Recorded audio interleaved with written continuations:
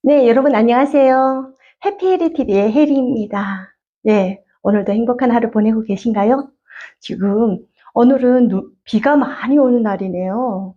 네, 비가 많이 오는 날이어서 또 여러분 빗길 안전운전 하시고 또 빗길 조심하세요. 네. 자, 오늘의 얘기는요. 제가 계속 다음에 올려야지 하면서 미뤄왔던 이야기인데요. 저의 탈북 동기, 그리고 탈북 가정에 대한 이야기입니다. 많은 유튜브를 하시는 분들 통해서 저의 탈북 가정이나 탈북 동기 나왔던 거였지만, 제가 처음부터 또 여러분한테 저의 탈북 가정이나 탈북 동기 처음에 넣어줘야 되는데, 저한테는 그 가정과 그 동기 다 아픔이 있어갖고 이제야 올리게 되었습니다. 저는 함경북도에서 태어났다는 걸 모두가 다 알고 계시죠? 네, 함경북도에서 태어났는데요. 태어나서 제가 철도에서 근무를 하다가, 제가 제일 처음에 북한에 대해서, 내가 이때까지 배운 것이 좀 잘못되었을 수 있다는 생각을 하게 된 계기가 있었습니다. 제가 철도에서 근무하다 나니까 국경연선 쪽으로 갔죠. 근데 저녁에 차를 타고 나오려고 하는데 처음이었거든요. 제가 저녁에 차를 타고 나오려고 하는데, 한쪽은 검은 세상, 한쪽은 밝은 세상이, 네, 어딘지는 아시죠? 국경연선이니까 바로 중국이었죠. 중국 쪽은 반짝반짝 빛나는 곳이었고, 이쪽은 시커먼 세상인 거예요. 나는 왜 배울 때 북한이 제일 잘 살고 제일 행복한 나라라고 배웠는데 여기는 검은 세상일까를 생각하게 되었고요. 정말 저 밝은 빛은 도대체 뭘까? 거기에 대한 궁금증이 시작되게 되었습니다. 그러던 도중에 저희 언니가 결혼 종령기가 됐고, 보니까 그때야 부모님들이 저희들이 출신 성분에 대한 얘기를 해주게 된 거죠. 그래서 처음으로 알았어요. 저의 가정이 출신 성분이 안 좋은 가정이라는 걸.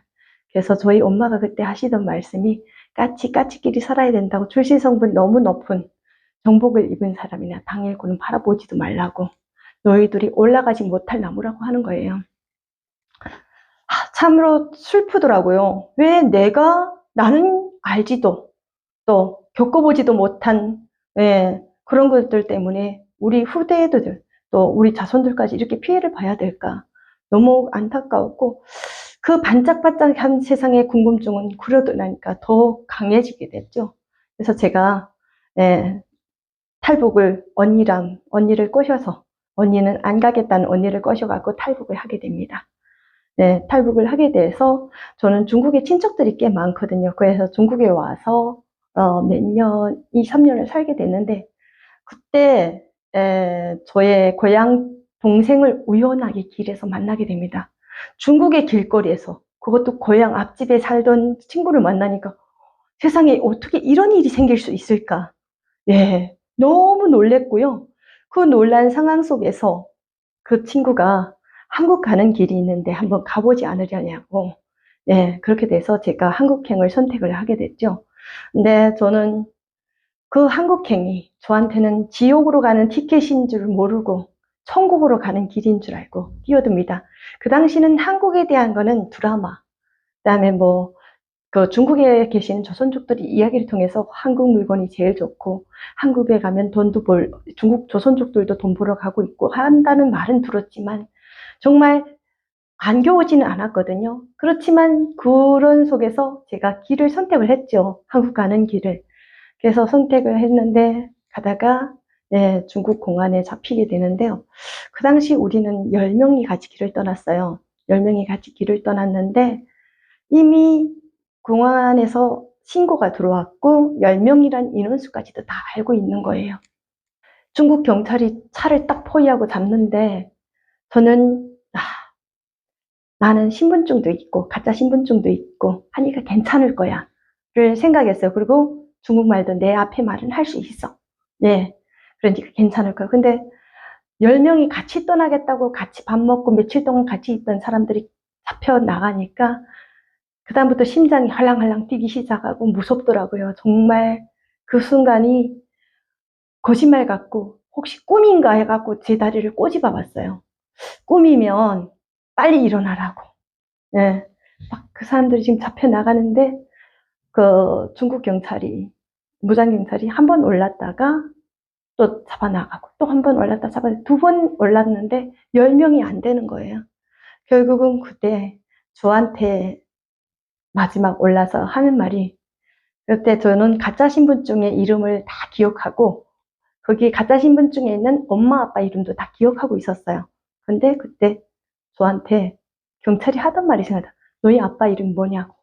근데 이미 같이 동고동락을 하던 사람들이 잡혀 나가는 순간에 저는 이미 한정신이 나간 거죠. 마음이 이미 아무 생각이 없었던 거예요.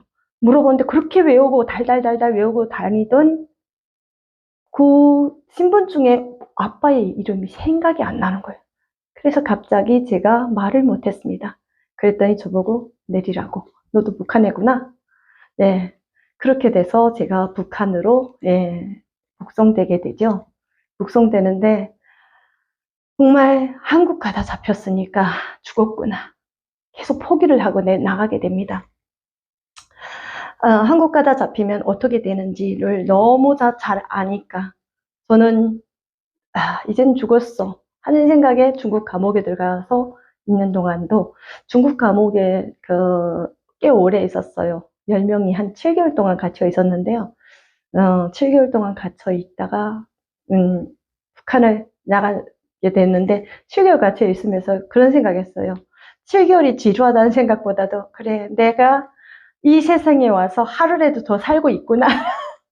네, 그 날을 연장해 준다고 생각을 했죠. 그러니까 얼마나 우둔한가 봐요. 빨리 이렇게 나가서 아무래도 나갈 거 내가 복송 안 된다면 몰라라 복송되는데 근데 그때 그 7개월 동안 있는 동안에도 정말 한쪽으로는 긍정적으로 생각했다 한쪽으로는 부정적으로 생각했다가 이제 나가면 죽을 건데 여기 있으면 조금이라도 사는 길이 좀 늘어나지 막 이런 생각을 하고 제가 복송을 됩니다.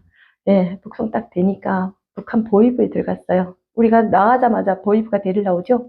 네, 그래서 중국에서 이송돼서 세간다리를 넘어서 딱 나가니까 보위부가 와서 기다리더라고요. 그래서 보위부에 허송돼서 온성 보위부로 들어갑니다.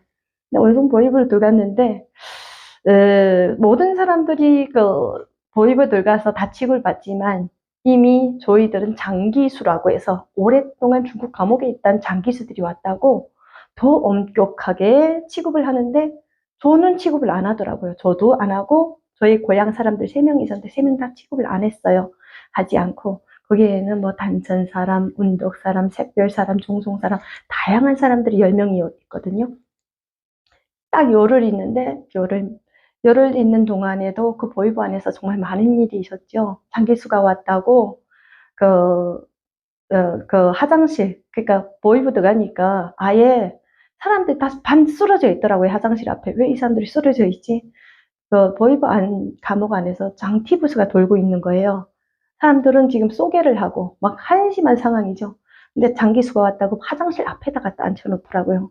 그래서 제가 그때 살짝 뭐 콧방귀는 아니지만 어처구니 없다는 걸 앉혀놓으니까 이렇게 했는데 거설을 두고 종합지도니 진짜 귀에서 피가 나올 때까지 때리더라고요. 네, 여자지만 이렇게 막 때리고 그런 속에서 고향에서 그 기차가 천천히 뛰는 데서 열흘 만에 온 거예요. 근데 3명이라고 말했죠. 보위부가 3명이 온 거예요.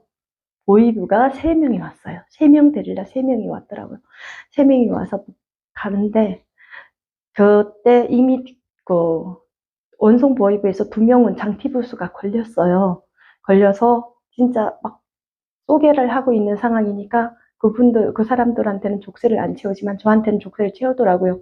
저만 멀쩡하다고 달아날 수 있다고. 그리고 거기다도 그 차 굴간만 들어가면 저를 잡고 있어요. 저를 막 꽉 잡고 있더라고요. 도망칠까봐. 네, 그런 속에서 이렇게 탁 나갔는데 그 당시 제가 머리물을 중국 사람처럼 좀 보인다고 약간 노란색 완전 노란색은 아닌데 갈색을 좀 진한 갈색을 두렸죠. 근데 저 같이 잡혔던 언니는 빨간색 물을 두렸거든요. 근데 딱 우리 고향역에 딱 도착을 하는 순간에 사람들이 막 손가락질하는 거예요. 야, 저기 빨간 머리, 노란 머리가 왔다고. 예, 정말. 예, 근데 사람들이 말을 하는데 이미 뭐 죽을 것도 각오했던 상황이라 그렇게 손가락질하는 거는 별로 창피하지도 않고 그렇더라고요. 약간 어떤 마음이었는지 저도 지금 생각하면 아예 멍 때리고 있었다고 생각 드는데 그렇게 해서 저의 집을 저는 그 보이부 감옥에 들어가는 길이 저희 집 앞을 지나가게 돼요. 집 앞을 지나가는데 집 창문이 보이는데 막 그 자리에서 달아나서 떼에 들어가고 싶더라고요. 근데 그러지는 못하고 감옥에 들어갔고요. 그 감옥 안에서 두 번째 고난이 시작되죠.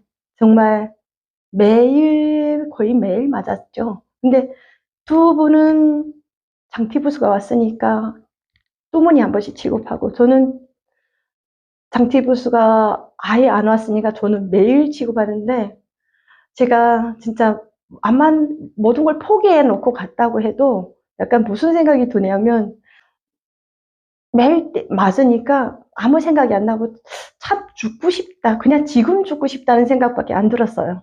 그 당시 지금 죽고 싶다는 생각밖에 안 들었고요. 그 지금 죽고 싶다고 생각하고 있는데 막 또 때리니까 제가 그랬죠. 차라리 죽여 좀 달라고.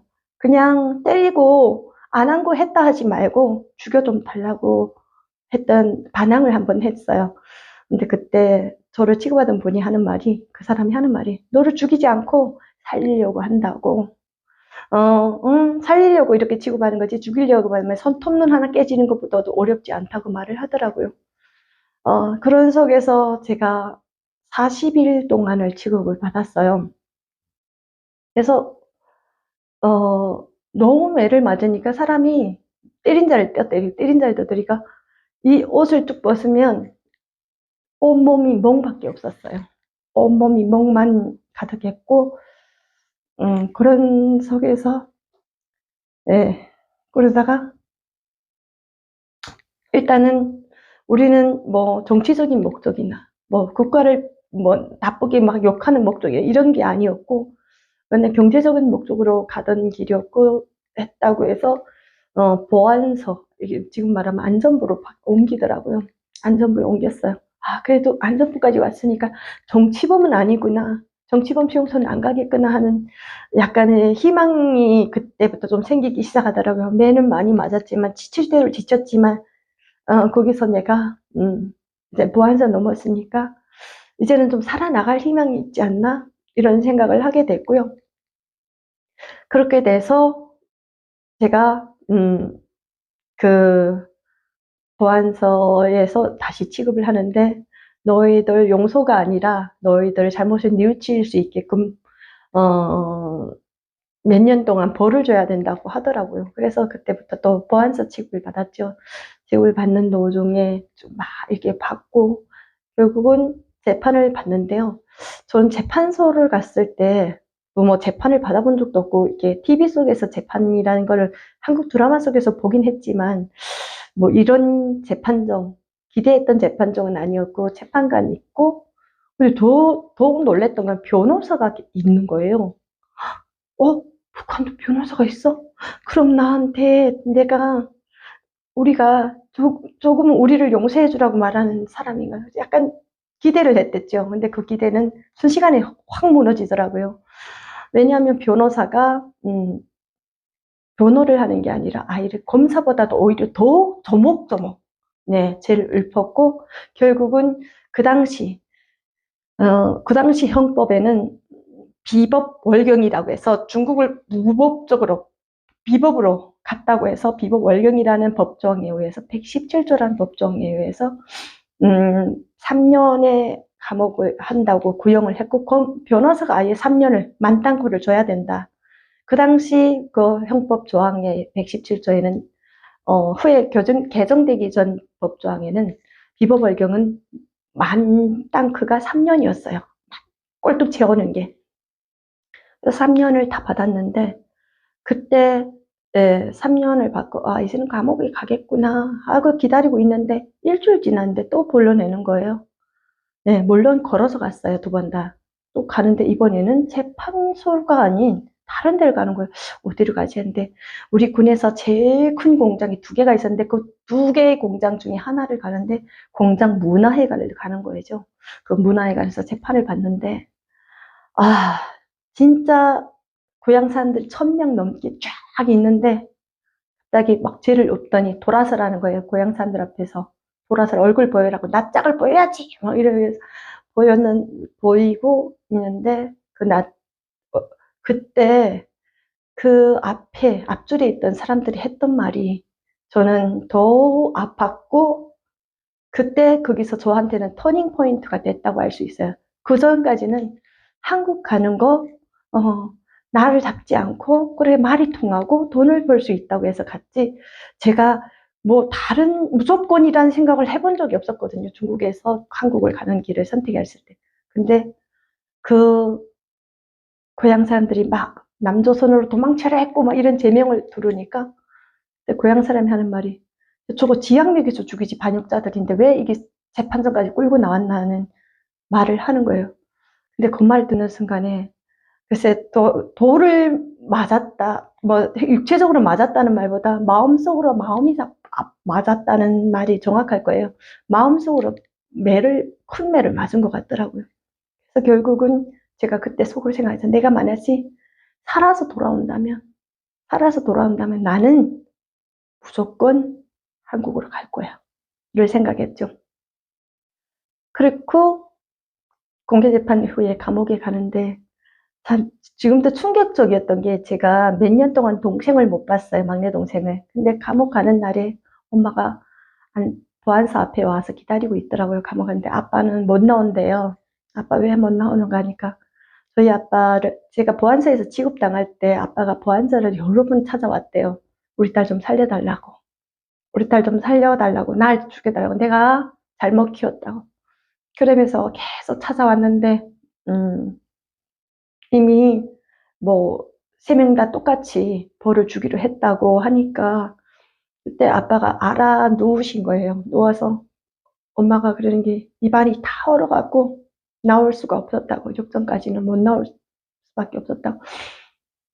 욕전에 나와서 이렇게 감옥까지 가는 길에 이렇게 나왔는데 아빠를 그때 못 보고 갔는데 몇 년 만에 가니까 엄마가 그 보안소 앞에서 기다리는데 어떤 여자가 옆에 있는 거예요. 그래서 우리 엄마하고 왜 같이 걸어가지? 그래서 엄마한테 물어봤죠. 엄마 저 여자는 누군데 같이 걸어가냐고.